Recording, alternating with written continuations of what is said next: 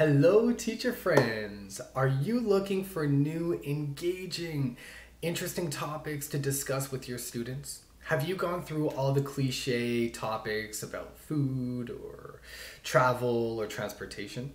Well, I'm here with 50 new, engaging, interesting, specific, and kind of surprising topics that you could discuss with your students. Before we dive in, I challenge 10 of you, 10 of my viewers, to provide 5 topics each. And I don't want the topics to be the same as the ones I discuss here.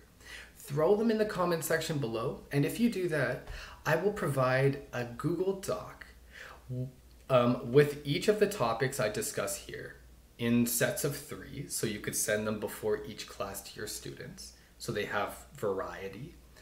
And for each topic, there will be a link associated with the topic. So your students could read the link before class when they choose their topic, and they could prepare for the class. All you will have to do as the teacher is come back here and just copy and paste 3 topics in this Google Doc I will provide.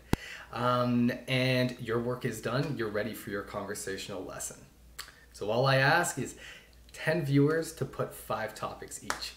Now let's jump in. So first of all, what do I do with my students? I send them 3 topics each before the class.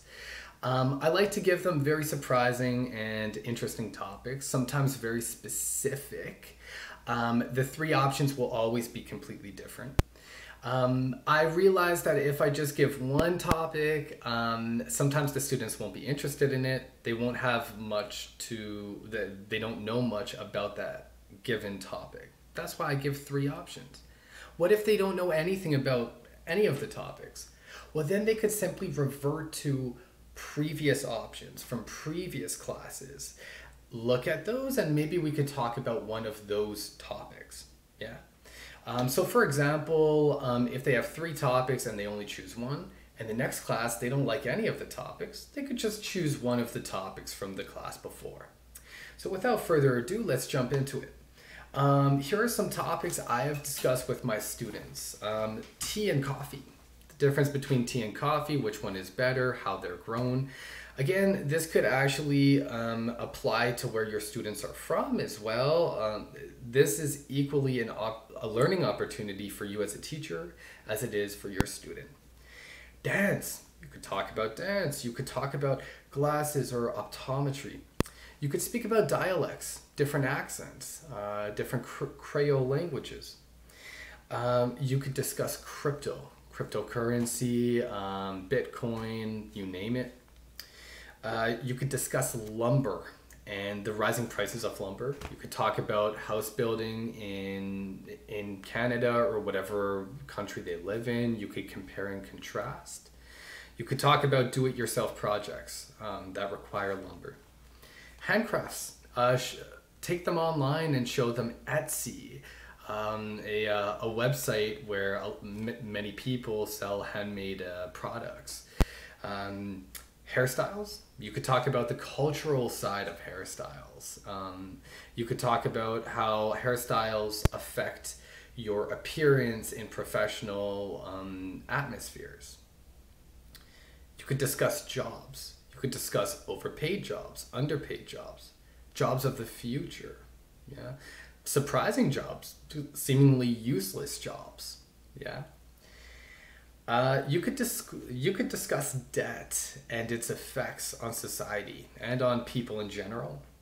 You could talk about patterns. Now, patterns, what are patterns? This is the interesting thing. You could look at some different meanings of certain words. Some of my students look at patterns and they think of psychology or different behaviors. Patterns could also be the pattern of your shirt or the motif that different materials have. You could talk about forgiveness. You could talk about rock stars, insects, superheroes, coziness, decor, the interior design of a house, for example. You could talk about water, and this could go into many different subtopics, such as the uses of water, natural disasters, daily consumption of water, the effects of water on your health.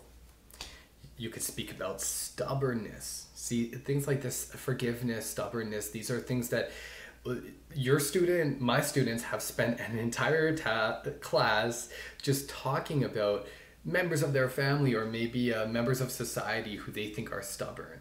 And these usually branch out into all different kinds of sub conversations as well. Basically, what we're starting you off with here is it's just a starting point. It's just a launching platform. You could discuss cartoons, organization, competitiveness, patience. You could talk about islands. And for your students who come from different islands, this could be a great opportunity for them to teach you. Or if you come from an island, you could teach your students about this. You could discuss clumsiness. You could talk about the circus. A lot of these, you could actually find different, how this ties in with COVID-19 as well. Almost any of these topics, you could talk about how COVID-19, how the pandemic has actually affected this. Yeah. If you want to find a way to make it a little bit more relevant to your students. And of course, if you want to avoid COVID-19 or any discussion about it, you could do that as well. Yeah. You could discuss addiction to cigarettes, to coffee, to social media. You could talk about science, monarchies, childlessness, or parenthood. This, for me, this topic right here has been incredibly engaging and eye-opening with my students. And again, if your students don't want to talk about a certain topic, they're always going to have two other ones to choose. You could talk about reading, ebooks, paper books, you name it. You could talk about pranks. I always like to throw in something kind of silly, something kind of light, right? So it's good to have a balance. You don't want to really have three topics that are very heavy or three topics that are very kind of bizarre and just out of left field. It's good to have a balance. You could talk about shopping. You could talk about scams. Oh, I've had great chats about scams and tourist scams. Comedy. You could talk about the different varieties of comedy. Fishing, Christmas campaigning, or just holiday campaigning in general. You could talk about collecting different items, like action figures or sports cards, stamps. You could talk about positive aspects or positive outcomes of the quarantine. Yeah, so of course we don't want to twist it as if COVID-19 was positive in any way, but we can talk about different positive outcomes of having the space to yourself, having time to think for particular people. Definitely doesn't apply to everybody. You could talk about confidence, yeah, and what that entails. You could discuss the borderless world. You could talk about medicine. You could talk about millennials and different generational differences. So again, if you don't like any of these topics, try to look at the flip side of these topics. Oh, let's not talk about millennials. Let's talk about Gen Z. Let's talk about Gen X, the baby boomers. Let's talk about the replacement rate, the birth rate, the death rate. Yeah. You could talk about immigration, white collar crime. You could discuss driving habits, tattoos. You could discuss self-care. Yeah. So those are 50 topics right there. How did I think of these topics? Most of these topics I thought of just by taking time to myself and meditating and thinking, I want to find something way out of left field to chat with my students about. Yeah, let's try to find them something that's a little bit surprising. Let's try to find them something that's a little bit relevant. Yeah, and let's try to find them something in between. Sometimes I'm just walking around my house and I could see a suitcase over there. I could see some books over here. I could see farmland over here. And that's where I get my ideas from. Yeah. At the same time, I don't want to give my students ideas that are only in my world and to project my interests onto my students. So it could even be useful to if your student is from, I don't know, Sri Lanka, type in Sri Lankan news and see what's going on over there. And yeah, it could really just be something that pops out at you that you think is interesting. And I hope that when it does pop out at you, you throw it in the comments below so that I could give everybody back a doc that I have prepared with all of these topics and different links to prepare your students with.